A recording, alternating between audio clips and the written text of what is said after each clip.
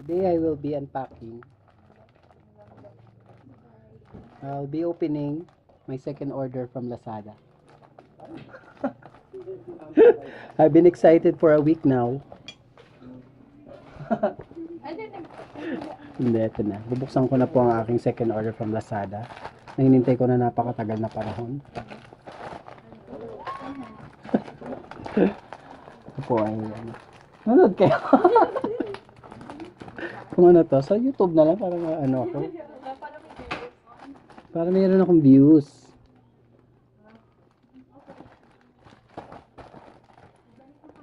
So, 4 ito eh. Ngayon pala dumating yung 2. Galing pa yung isa sa US at isa sa Shenzhen, China. Ang daming balot. Ha? Ano? Sa ano? Pang jogging. Tingnan ko kung kasya sa cellphone ko. Ah, kasya. Pang dito. Kasya naman pala. Pwede. Pag hindi kasya, bili kang bagong cellphone. Oh, yun na nga ang plano ko. Kung hindi kasya to, bili ako cellphone. Oo, lupa na. Parang hindi kasya. Kasya ba? Masigip. Talagang bibili ka cellphone. Kung bibili ko ng bagong cellphone, mahal pa naman ito. Tuban. For 300 to eh. Pero anyway, dyan na eh. Ito magagawa ko. Ganda ang zipper. Walang laman.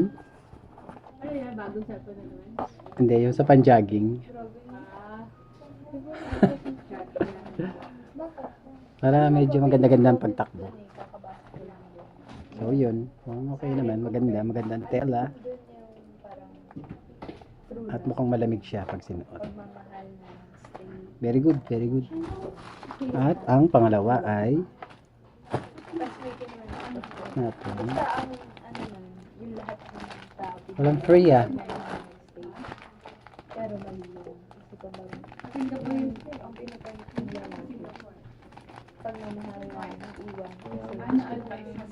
Ano ma-advise mo? Tama-tama yung bibili mo. Magagamit ko to sa Singapore. Mag-jogging ka na mag-jogging. Wala ba tatakbuhan doon? Oo nga, sabagay. Hindi, bibili kami stroller eh. Ito yung pangalawa. Kaya ano, tas ang init pa. Sa bagay, punta nyo, lamig eh. Mainit pa rin. Oo, yun. Hirap nito ah. Bagay kami dati kasi nung pumunta kami doon nila JP, alas 12 kami nasa initan eh. Kasambasa yung likod namin. No? Ayan.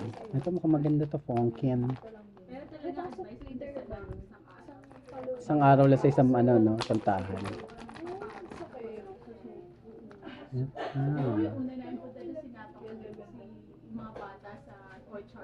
Oh. Kagaling sa airport, binabalan yung gamit. Ay, ganon. Wala, ba't ganito to, hindi to natatanggal? Bakit ganon? Mali yata yung order ko ah. Sabi ito natatanggal. Bye bye, Carl. Mali yung order as usual. Tatanggal to eh. Ito yung Fonken. USB magnetic cable. Ay, wala. Mali ang order. Pero anyway, yun eh. Dito na eh. Pabalik ko pa ba? 163. Ay, nako. So, yun lang. Babush.